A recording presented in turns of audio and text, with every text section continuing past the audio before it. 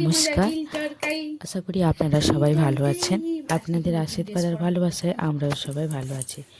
তো আজকে মামামের পায়ের আর হাতের নখগুলো কাটবো। ওর প্রত্যেক সপ্তাহে একবার করে কাটা হয়, তো আজকেও কাটছি, তোমাদের সাথে তাই শেয়ার করলাম। আমি না, ও যখন জেগে থাকে তখন কাটি, কারণ ও ঘুমিয়ে গেলে না নেল কাটারের আওয়াজে ও উঠে পড়ে।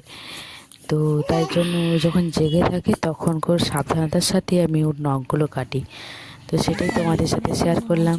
তো দেখতে থাকো, অবশ্যই আশা করি তোমাদের ভালো লাগবে, আর অবশ্যই ভালো লাগলে একটি লাইক কমেন্ট শেয়ার করবে। তো তোমরা দেখতে থাকো লাস্ট পর্যন্ত।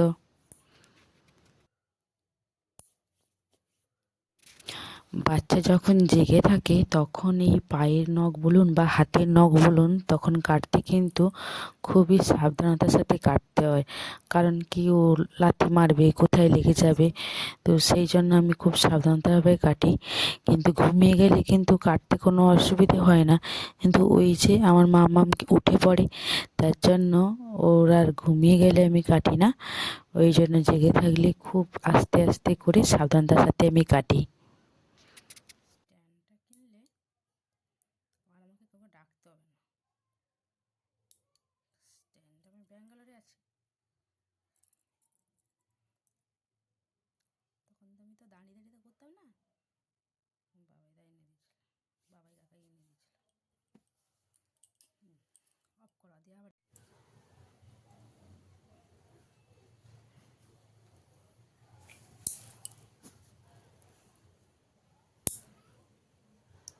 মাম্মাম ঘুমিয়ে থাকলে কাটা যায় না, এই জন্য ও একটু আওয়াজেই ও উঠে পড়ে। সে যত আস্তে করে কাটা হোক বা করে কাটা হোক। আর ব্লেডে ঠিক কাটা হয় না, এই জন্য ব্লেডে আমি ভয় পাই। এই জন্য কাটারে ও জেগে থাকলেও মানে আরামসে কাটাটা হয়ে যায়। আর বাচ্চাদের নখ না সপ্তাহে সপ্তাহে বাড়ে, ওই জন্য ওকে সপ্তাহে আমি একবার করে ওর নখগুলো কেটে দিই। হ্যাঁ, এই যে এখন ছটপট করছে। এই রাতের বেলা অনেকে দেখেছি, আমার দিদিরা বলতো যে বাচ্চা ঘুমিয়ে গেলে, মাকেও বলতে দেখেছি, শাশুড়ি মাকেও বলতে দেখেছি, ঘুমিয়ে গেলে কাটতে। কিন্তু এ ঘুমিয়ে গেলে এই যে নেল কাটারের যে আওয়াজ না, এতেই উঠে পড়বে। এই জন্য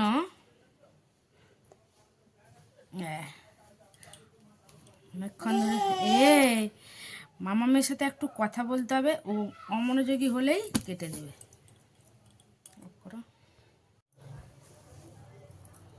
মান সম্মান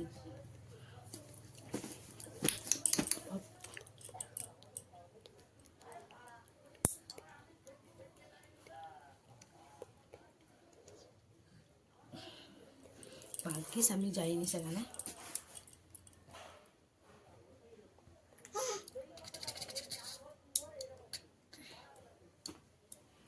এই যে দেখুন, নীল কাটারি কি সুন্দর করে কাটা হয়ে যাচ্ছে।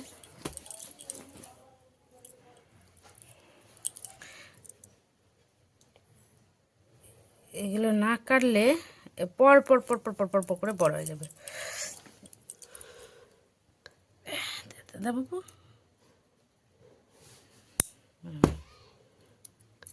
একটু কাটলাম, আবার একটু ছাড়লাম, রিল্যাক্স দিলাম, আবার একটু ছটফট করবে। এই দেখুন কি সুন্দর কাটা হয়ে গেছে। এবার এই পায়ে শুধু একটা আঙুল না দুটো আঙুল বাকি।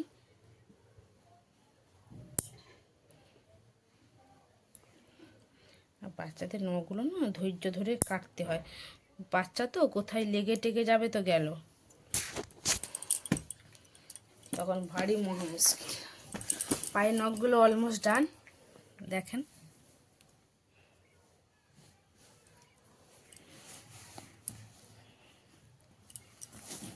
এবারে হাতে নখ।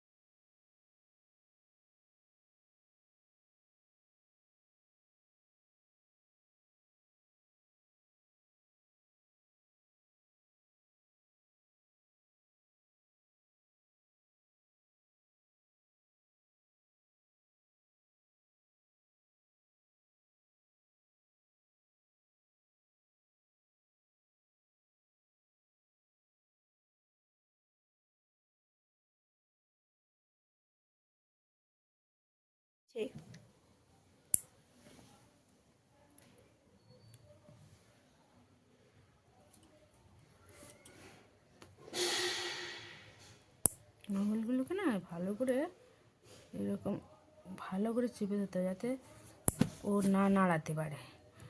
ও নাড়িয়ে দিলেই লেগে যাবে।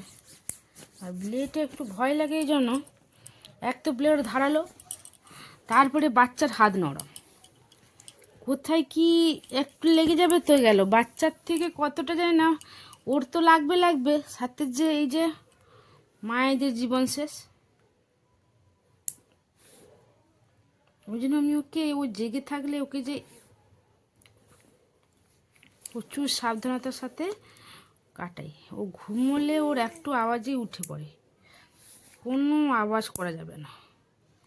এই জন্য কাটবো কখন, এই যে ওর খেলার টাইমে ভুলিয়ে ভুলিয়ে।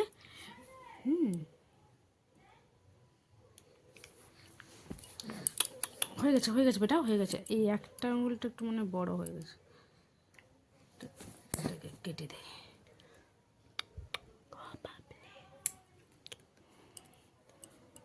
এই যে দেখুন, কাটা হয়ে গেছে সুন্দর করে।